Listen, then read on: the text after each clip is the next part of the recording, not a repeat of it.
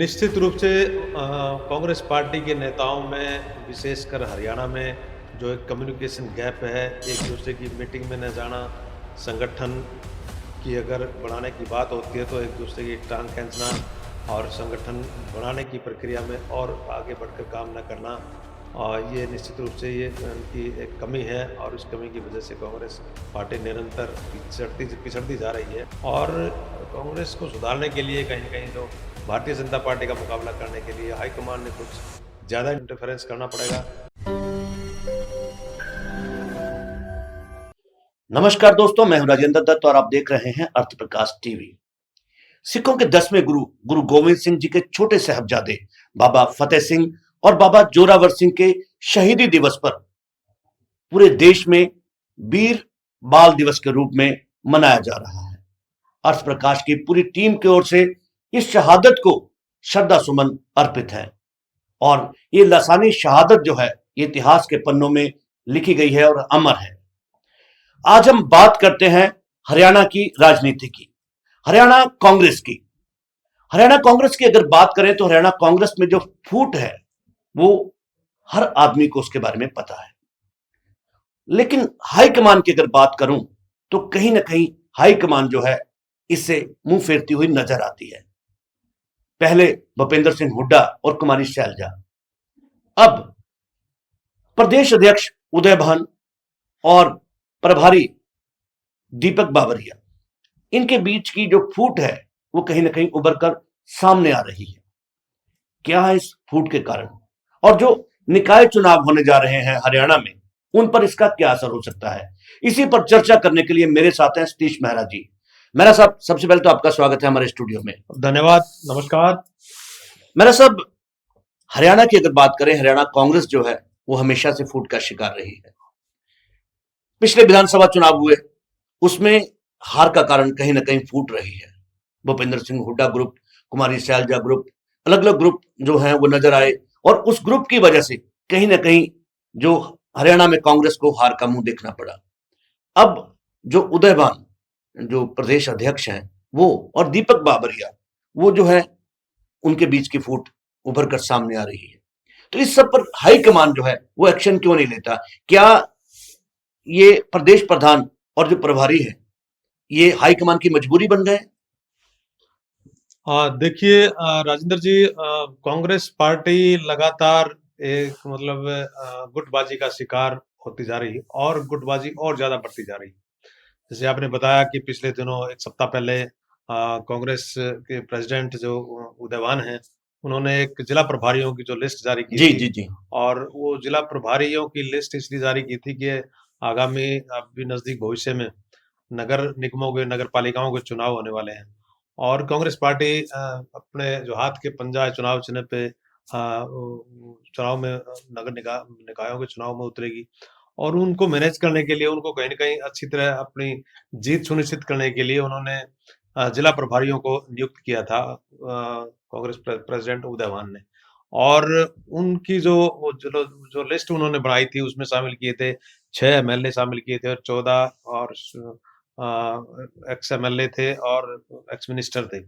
उन लोगों को जिलाओं का जो प्रभार दिया गया था ताकि वो अपने-अपने जो नगर निकाय हैं, उनमें चाहे नगर निगमों की बात करें, नगर परिषद की बात करें, चाहे नगर पालिकाओं की बात करें, उनको एक मैनेज तरीके से चुनाव वहाँ पे करवा सकें और अपनी पार्टी की जीत सुनिश्चित कर सकें। लेकिन जो लिस्ट उन्होंने जारी की थी, जो तैयार की थी उदयभान ने, वो लिस्ट दीपक बाबरिया जो प्रभारी हैं कांग्रेस के, वो उन्होंने रोक दी है और वो उनका तो मुझे लगता है ज़्यादा रोल नहीं हो सकता लिस्ट रोकने पर।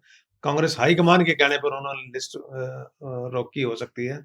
निश्चित रूप से कह सकते हैं कि कांग्रेस हाईकमान की उसमें के पास जो शिकायतें हैं, चाहे कुमारी शैलजा की तरफ से हों, चाहे रणदीप सुरजेवाला की तरफ से हों, चाहे चौधरी वीरेंद्र सिंह की तरफ से हों, वो एक कद्दावर नेता हैं। जी।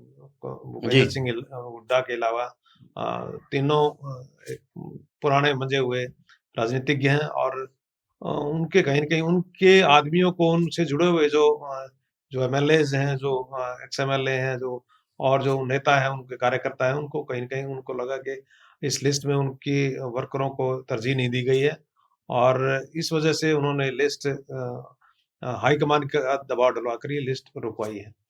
और जैसे आपने बात की कि दीपक प्रभारी जो कांग्रेस प्रभारी हैं और जो उदयवान हैं, उनमें कहीं न कहीं एक खटास निरंतर लगातार जो बढ़ती जा रही है। वो मुझे लगता है ये खटास जो टिकटों का वितरण हुआ था जो विधानसभा चुनाव से हुँ, हुँ, हुँ। जी।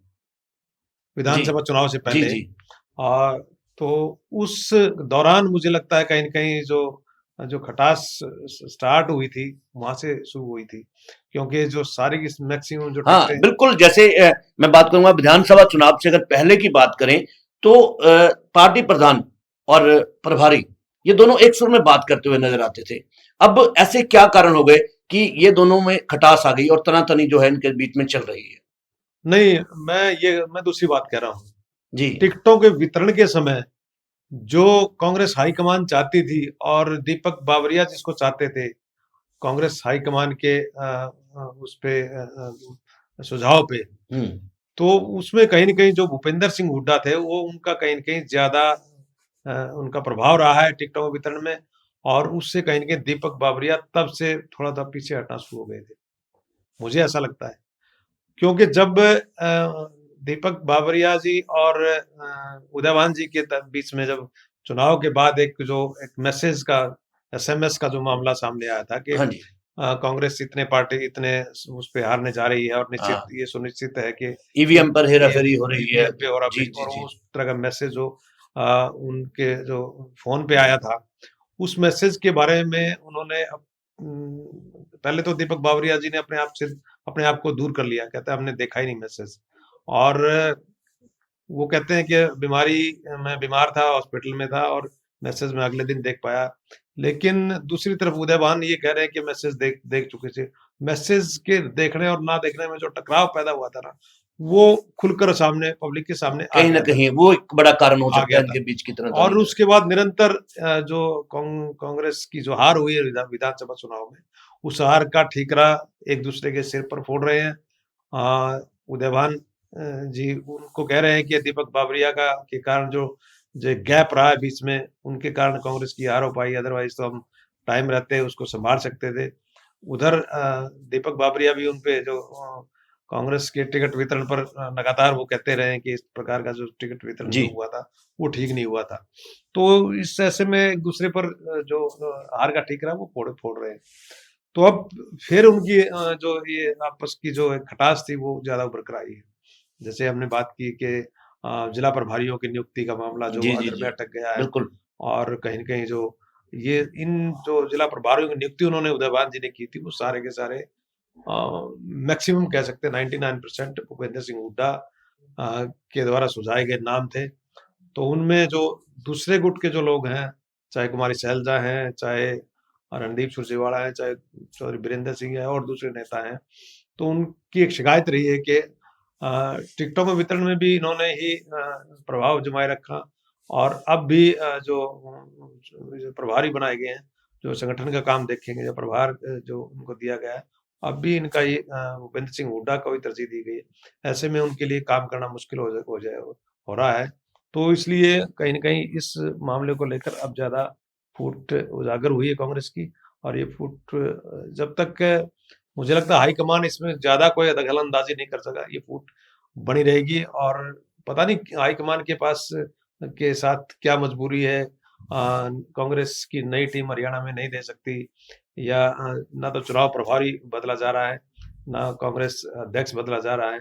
तो इस तरह से हो सकता है कोई कुछ न कुछ मजबूरी रही होगी कांग्रेस हाईकमान की, लेकिन ये मजबूरी कब तक कांग्रेस में बनी रहेगी ये तो देखने वाली बात है। बहुत जल्द हरियाणा में नगर परिषद के चुनाव होने वाले हैं। इस फूट के साथ और संगठन की कमी के साथ ये कैसे उतर सकते हैं नगर परिषद चुनाव में? उतरेंगे तो क्या रिजल्ट्स हो सकते हैं? देखिए, नगर परिषद और नगर पालिकाओं के और नगर निगमों के जो चुनाव के लिए जो भारतीय जनता पार्टी ने जो तैयारी की है ना, वो कांग्रेस कभी भी नहीं कर सकती। कांग्रेस चुनाव की तैयारी करना तो दूर की बात, संगठन उनके प्रभारियों की लिस्ट जारी नहीं कर पाई। तो ऐसे में और दूसरी ओर जो भारतीय जनता पार्टी की जो टीम है, उन्होंने अपने-अपने जो इलाकों में दौरे शुरू कर दिए हैं। चाहे मुख्यमंत्री नायब सिंह सैनी की बात करें, नायब सिंह सैनी ने ऐलान किया है कि उन्होंने शायद स्टार्टिंग भी कर दी है कि सभी 90 के 90 विधानसभा क्षेत्र हैं, उनमें जाएँगे वो, और जो विधानसभा में भारतीय जनता पार्टी की जीत हुई है, उनके लिए लोगों का धन्यवाद करेंगे। और इसके बहाने जो शहरों में जहाँ पे चुनाव होना है, वहाँ पे एक जो विकास का एक खाका वो जनता के सामने रखेंगे, और एक कार्य योजना सरकार की क्या रहेगी, वो लोगों के सामने रखकर जन समर्थन प्राप्त करने की वो कोशिश करेंगे। जी। और विभिन्न जो योजनाएँ हैं, जो कार्यक्रम हैं, उनको लॉन्च भी करेंगे और उनका उद्घाटन भी कर सकते हैं। तो इस तरह से बीजेपी ने पूरी तैयारी कर ली है, लेकिन दूसरी ओर कांग्रेस, मुझे लगता है अभी संगठन में प्रभारियों के चक्कर में ही उलझी हुई है, वो आगे नहीं बढ़ पा रही। ऐसे में मुझे लगता है कांग्रेस का आगे बढ़ना और कांग्रेस का इन स्थानीय निकायों के चुनाव में मुकाबला करना दूर की बात है। दूर की बात है। तो हाईकमान क्या इन नेताओं के लिए कोई संज्ञान ले सकती है, या ये जो निकाय चुनाव होंगे इसमें भी इसी तरह के हालात होंगे कि विधानसभा में जो हुआ उसी इतिहास को दोहराया जाएगा? देखिए, अमूमन जिस भी स्टेट में या जिस भी चुनाव में जो चुनाव पार्टी के सिंबल पर लड़े जाते हैं, उन चुनाव में अगर किसी पार्टी की हार होती है, तो एक नैतिकता के तौर पर, चाहे कोई भी पार्टी हो, जो पार्टी के प्रभारी हों या पार्टी के प्रधान हो या पार्टी का और कोई मुख्य संगठन करता हो, वो एक पेशकश करते हैं हाईकमान को कि मैं इस्तीफा देने जा रहा हूँ, कि मेरी वजह से पार्टी की हार पार्टी हुई हार है गई। और पार्टी को मैं जिता नहीं पाया। एक नैतिकता के तौर पर वो ये एक चलन है। लेकिन यहाँ तो हरियाणा में तो विधानसभा में भी वो आ रहे हैं, और विधानसभा में हारने के बाद किसी भी कोई भी नेता आगे बढ़कर ये नहीं कह सका कि मेरी वजह से चुनाव में हार हुई है और मैं पार्टी को अपना इस्तीफा सौंपता हूँ। इस्तीफा, नैतिकता तो बढ़ती है कि इस्तीफा एक बार सौंपे, लेकिन हाईकमान मंजूर करे ना करे, वो हाईकमान ने देखना होता है। लेकिन कांग्रेस का कोई भी प्रभारी आगे बढ़कर ये नहीं कह पाया कि हार की जिम्मेवारी मैं लेता हूँ। चाहे भूपेंद्र सिंह हुड्डा की बात हो, चाहे देवान की बात हो, चाहे प्रभारी जो दीपक बाबरिया हैं उनकी बात हो, कोई भी, सारे के सारे जो लोग हैं, एक दूसरे पर जो हार का ठीकरा वो एक दूसरे पर फोड़ रहे हैं। और अभी तो जो फैक्ट फाइंडिंग कमेटी जो बनाई थी उन्होंने हार के कारणों का पता लगाने के लिए, और उसने भी अपनी रिपोर्ट दे दी है। उस रिपोर्ट में उन्होंने लबोलवाब सिर्फ एक ही कारण उन्होंने ज्यादा सामने आया उनके रिपोर्ट में कि ईवीएम में धांधलीबाजी हुई है।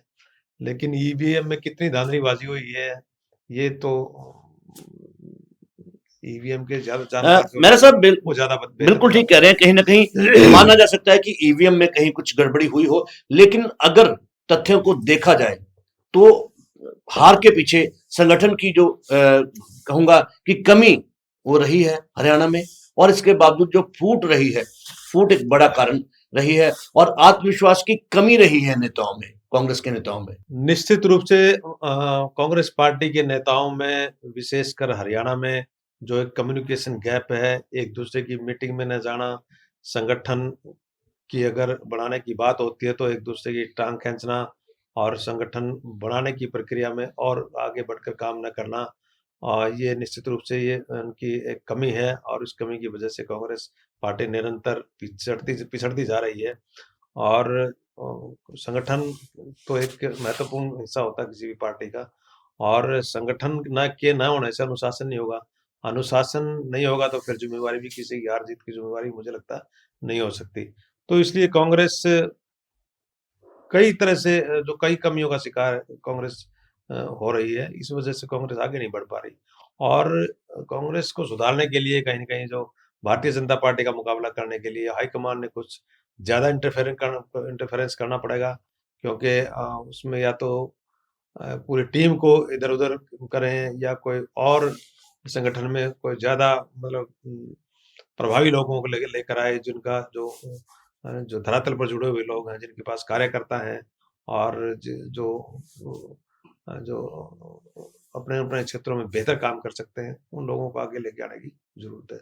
और मुझे लगता है इस तरह से जो एक एक रवायत चली आ रही है कांग्रेस पार्टी की, उस रवायत के हिसाब से काम करना मुझे नहीं लगता कहीं न कहीं कांग्रेस आगे निकाय चुनावों में इतना समय भी नहीं है कि संगठन को एक बार नए तरीके से बिल्कुल नया रूप दिया जाए और नए तरीके से उसको बनाया जाए, नेताओं को बदला जाए।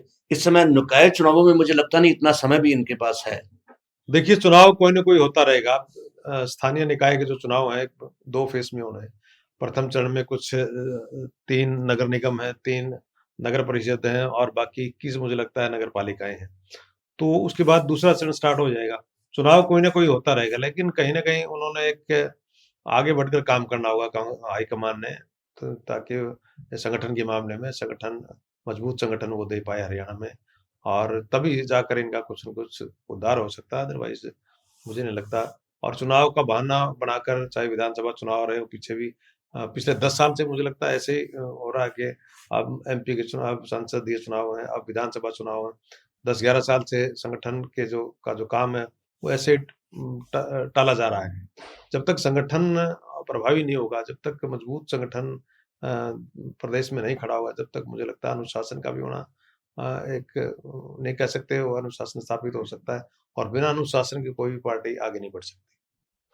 एक सवाल इसमें यहाँ हो सकता है कि लोकसभा चुनाव में इन्होंने आम आदमी पार्टी के साथ अलायंस किया, विधानसभा चुनाव अलग-अलग लड़ा, कि क्या यहाँ कुछ ऐसा हो सकता है कि ये अलायंस हो सकता है इनका आपसी? ये सवाल बन सकता है इसमें? ये चुनाव कब है ये? फ़रवरी में। ये हाँ, शायद फ़रवरी में। तो क्या कह सकते हैं हम? ये कह सकते हैं कि ऐसे लगते नहीं चांसेस, क्योंकि जो है इनका तालमेल नहीं बिठा पाए विधानसभा चुनाव में ये। अब कहते हैं हो भी सकता है, ना भी हो सकता। हाँ, हो भी सकता है, क्योंकि हाँ, चंडीगढ़ में हुआ है, हाँ। पंजाब में नहीं हुआ। अगर होगा तो शायद कुछ बेहतर रिजल्ट्स आ सकते हैं। अ, मेरा साहब, आम आदमी पार्टी इंडिया गठबंधन की बात करते हैं। लोकसभा चुनाव जो है आम आदमी पार्टी और कांग्रेस ने मिलकर लड़े, चाहे एक सीट पर ही लड़े, लेकिन बेहतर प्रदर्शन किया आम आदमी पार्टी ने। जीत नहीं पाई सीट को, लेकिन बेहतर प्रदर्शन किया। उसके बाद विधानसभा चुनाव आए, विधानसभा चुनाव में ये आपस में इन्होंने गठबंधन जो है वो बन नहीं पाया इनका। तो क्या लगता है कि निकाय चुनाव जो है इसमें आम आदमी पार्टी और कांग्रेस जो है वो इकट्ठे चुनाव लड़ सकते हैं, और अगर इकट्ठे चुनाव लड़ते हैं तो किस तरह के रिजल्ट आ सकते हैं? निश्चित रूप से इस बात को टाला नहीं जा सकता क्योंकि पंजाब में विधानसभा का चुनाव अलग-अलग लड़ रहे हैं, आम आदमी पार्टी और कांग्रेस पार्टी और विधानसभा का चुनाव कांग्रेस हरियाणा में भी अलग-अलग चुनाव लड़ा है। लेकिन हरियाणा में जो संसदीय चुनाव था, एमपी का चुनाव था, वो आम आदमी पार्टी और कांग्रेस पार्टी ने इकट्ठा लड़ा था और जो लोकसभा का चुनाव था और उस चुनाव में बहुत अच्छे रिजल्ट इस अलायंस के, इंडिया अलायंस के आए थे क्योंकि 5-5 सीटें जीतना और 5 सीटें जो भारतीय जनता पार्टी ने लूज़ की थी, वो बहुत बड़ी बात है। जी। तो अच्छे रिजल्ट कह सकते हैं उसमें इंडिया अलायंस को मिले थे। आप आम आदमी पार्टी को और कांग्रेस पार्टी को, हालाँकि आम आदमी पार्टी का जो उम्मीदवार था वो जीत नहीं पाया था, लेकिन अपने संसदीय क्षेत्र में 4 हलकों में वो बढ़त बनाए हुए था। जीत जीत थी उनकी। ऐसे में जिस प्रकार से चंडीगढ़ में उन्होंने चंडीगढ़ का जो नगर नगर निगम का चुनाव था, उन्होंने कांग्रेस पार्टी ने और आप पार्टी ने मिलकर लड़ा था और जी, चुनाव जीती। बिल्कुल। तो इस तरह से अगर उनका संभावना हो सकती है, इसमें नकारा नहीं जा सकता। आम आदमी पार्टी और कांग्रेस पार्टी मिलकर चुनाव लड़ सकती है क्योंकि अगर अकेले-अकेले चुनाव लड़ती है तो मुझे लगता है दोनों पार्टियों के हाथ कुछ लगने वाला दिखता नहीं है। लेकिन इसमें जो आपने बताया अच्छा क्वेश्चन आपने किया, दोनों पार्टियाँ मिलकर चुनाव लड़ सकती हैं और बेहतर कर सकती हैं। क्योंकि जो भारतीय जनता पार्टी का एक शहरी वोटर को भारतीय जनता पार्टी का वोटर माना जाता है। जी, दूसरी ओर जो परंपरागत वोट था, जो कांग्रेस का परंपरागत शहरी वोटर था, विशेषकर शहरी वोटर की बात करें तो, वो आज मुझे लगता है दिल्ली में तो हाँ, आम आदमी पार्टी ने उसमें सेंध लगाई है कहीं ना कहीं। दिल्ली में तो आम आदमी पार्टी के साथ जुड़ा ही जुड़ा है। हम्म। पंजाब में भी दिखा दिया जो अभी नगर निकाय चुनाव निगमों के हुआ है। चुनाव हुए थे। 3 निगमों में आम आदमी पार्टी ने बढ़त बनाई है, जीत दर्ज की है। इससे लगता है कि कहीं न कहीं शहरी वोटर आम आदमी पार्टी के साथ जुड़ रहा है।